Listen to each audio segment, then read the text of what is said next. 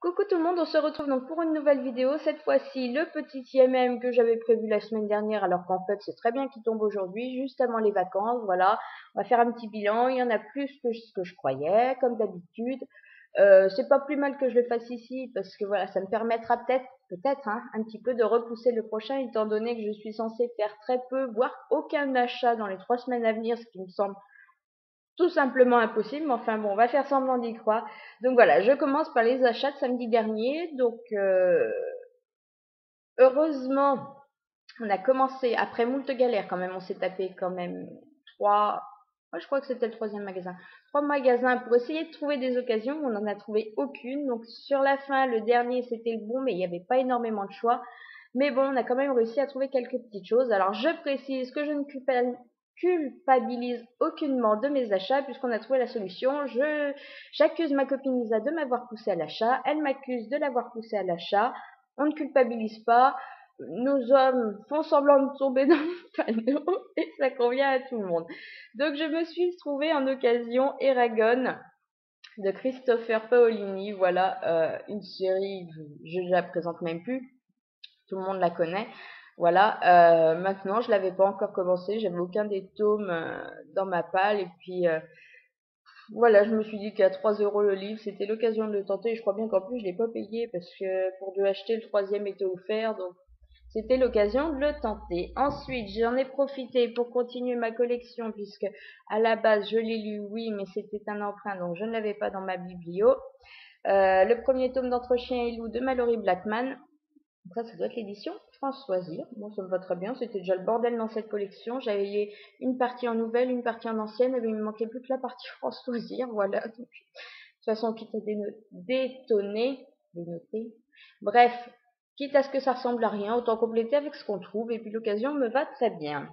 Voilà. Alors ensuite, c'était tout pour les livres d'occasion. On n'a pas trouvé grand-chose d'autre. Donc après, on s'est fait la petite partie achat en neuf. Normalement, quand je fais des grosses sessions d'achat comme ça, j'évite qu'il y ait trop de grands formats puisque forcément, on le sait tous, la facture monte à vitesse grand V si on tape dans les grands formats. Bon, ben là, j'ai moins géré que d'habitude. Il y a des petits, il y a des grands, mais il y a quand même pas mal de grands.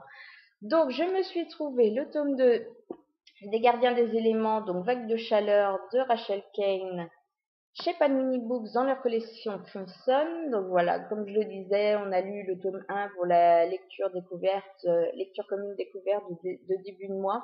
J'ai bien aimé, il y avait des défauts, particulièrement les très très longs chapitres. Maintenant, j'avais quand même vachement envie de découvrir la suite, donc il a rejoint ma palle dans le but aussi qu'il soit sorti très rapidement parce que je sais concrètement que si je le sors pas vite, ça va être juste la misère après, parce qu'avec le premier chapitre qui est déjà hyper long, qui fait quasiment la moitié du bouquin, ça va juste être galère.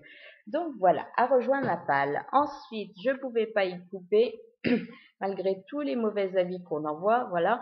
Le premier tome de Jamais 203, dont Dave Langlais chez Milady, dans théoriquement leur collection liquide, bien que apparemment le contenu, le côté métamorphe ou quoi que ce soit est pas super là, mais voilà. Comme je le disais lundi, on me donne des mauvais avis, j'ai quand même envie de tester. Et puis, quitte à ce que je passe un mauvais moment, au moins, voilà, j'aurais tenté le coup et j'aurais découvert par moi-même ce que ça donnait. Ensuite, un indispensable que je ne suis pas prête de sortir, mais non, il fallait qu'il rejoigne ma palle. Donc, le tome 9 de La Confrérie de la Dague Noire, L'Amant déchaîné de J.R. Ward. Donc, la petite édition Milady, voilà. En plus, déjà lu, donc c'est pas un de ceux que je ressortirai en priorité. Mais comme je complète, comme j'aime bien de temps en temps me relire un tome, ben voilà, je continue la collection. Donc, il était juste sorti, il fallait qu'il rejoigne ma palle.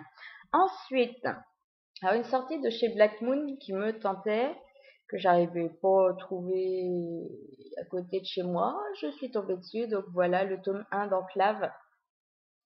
C'est qui? Anne McGuire, voilà. Euh, En plus, je crois bien que le tome 2 doit sortir d'ici pas un mois, ça doit être mi-août.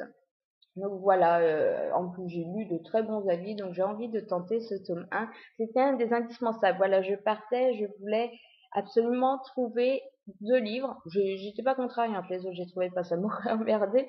Mais enfin, j'avais dit, je ne reviens pas sans ces deux-là. Donc, il y avait Enclave et il y avait aussi, eh oui, une île donc de Tracy Garvis Graves dans la collection. Ça doit être la Grande Romance, je crois que c'est écrit là. Grande Romance de chez Milady. Donc, les grands formats que j'ai dit, que je ne cautionne pas, que je n'achète pas. Il a rejoint ma palle, oui, mais parce que ma copine Lisa était sa palle, me l'a offert pour mon anniversaire. Donc je le remercie vachement et voilà, j'ai pas craqué, j'ai pas acheté du Milady grand format, je me suis juste fait offrir. Donc celui-là, j'ai super hâte de le sortir. Je pense que voilà, là dans la quinzaine, pour le départ en vacances, je pense qu'il va faire partie du lot parce que je suis très très très curieuse de voir ce que ça peut donner. Ensuite, j'ai aussi craqué sur je me posais des questions parce que voilà, il me tentait, je voyais beaucoup de bons avis. Maintenant, je me disais, est-ce que ça correspondra à ce que j'aime ou pas? Eh ben, c'est l'occasion de découvrir maintenant. Donc, a rejoint ma palle L'étrange cas de Juliette M de Megan Schaeffer. Donc, chez Milan dans leur collection Macadam. Et l'air de rien, il est quand même assez gros. Bon, non, plus que ça, 400 et des bananes de page. Ben voilà. À la base, je m'étais dit que j'avais tant qu'assez de choses comme ça à lire à côté. Puis c'est après, je me suis rendu compte qu'en fait, c'était un premier tome de série. Donc voilà, je veux au moins tester le début de la série, puis on verra si ça vaut le coup que je continue ou non. La mouche, sympathique. Je crois que je vais faire un petit paquet par terre, comme d'habitude. Parce que de toute façon, je ne peux pas tout garder à côté, sinon ça se casse la gueule. Ensuite, donc voilà, ça a l'air de rien, 8 livres, on passe à la caisse. Et là, la gentille petite caissière nous dit qu'avec tout ce qu'on a pris, elle va nous offrir des livres. Donc, elle nous sort en clair tout ce qu'elle avait de livres gratuits. Alors, dans les diverses opérations, il est dit, il y avait le livre de poche, il y avait plein d'autres trucs. Elle nous a tout sorti, elle nous a dit avec ce que vous prenez, vous choisissez chacune 2-3 livres.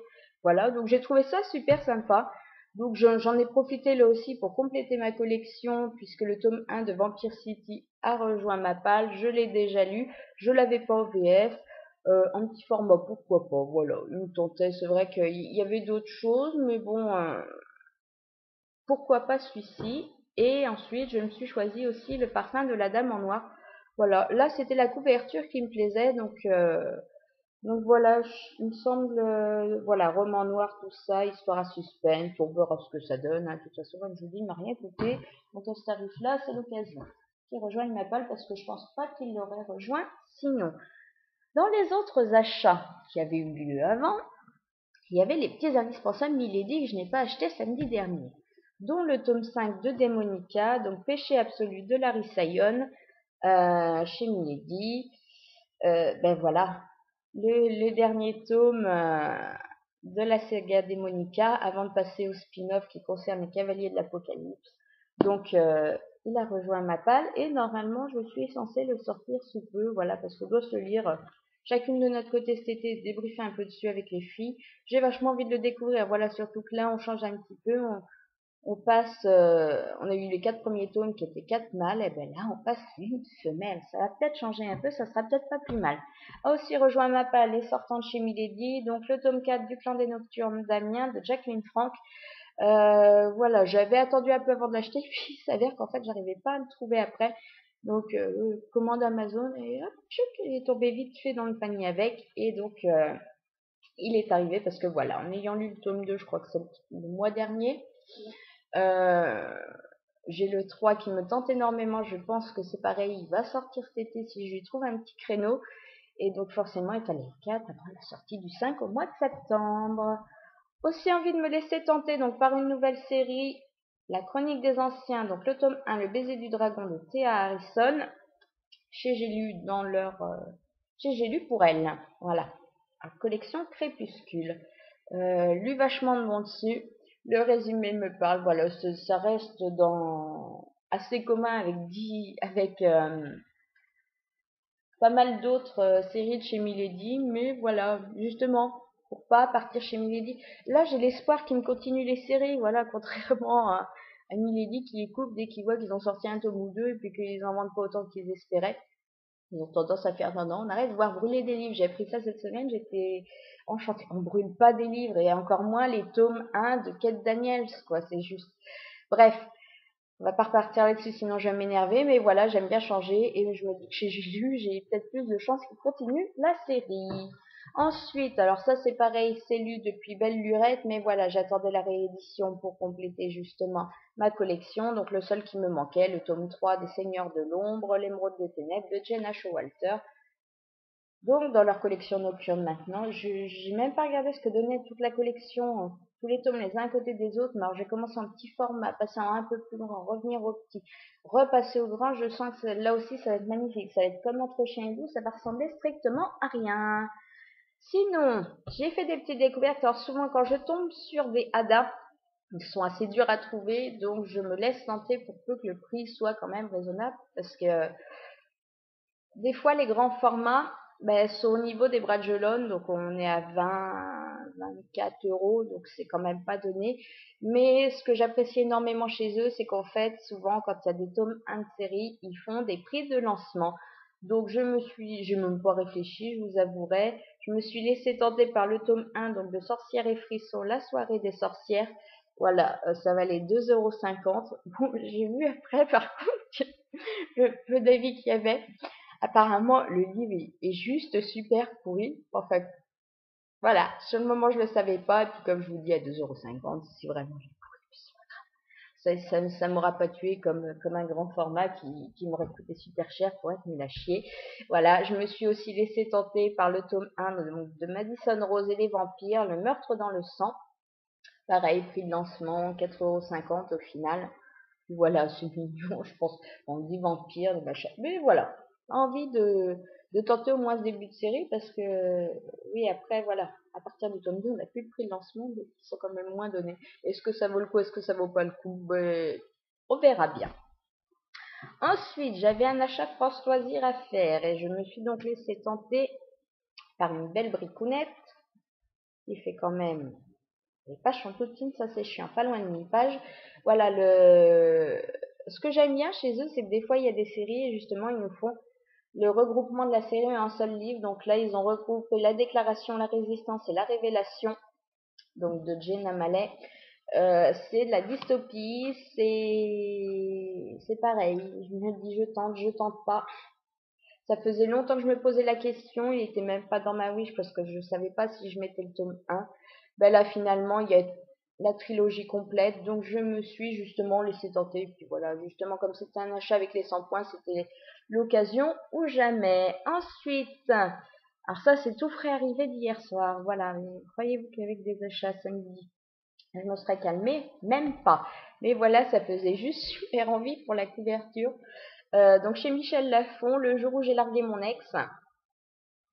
Par contre, c'est écrit gros, c'est pas super grand et je trouve ça hyper cher. Mais voilà, j'ai craqué sur la couverture. J'adore les couleurs, j'adore le pot de glace, le format XXL. Le résumé, ça paraissait super plaisant. De la lecture de saison, voilà, toute mignonne, pleine de quiproquos, de machin. Donc, celui-là, c'est pareil. Je pense qu'il fera partie. Faut vraiment que je fasse un tri dans les livres que je veux emmener en vacances parce que sinon, je vais me retrouver avec 15 et je vais me faire légèrement hucher dessus. Je crois que je vais m'occuper de ça après. Ensuite, j'ai reçu donc chez Nathan le tome 3,5 de la saga Les filles au chocolat.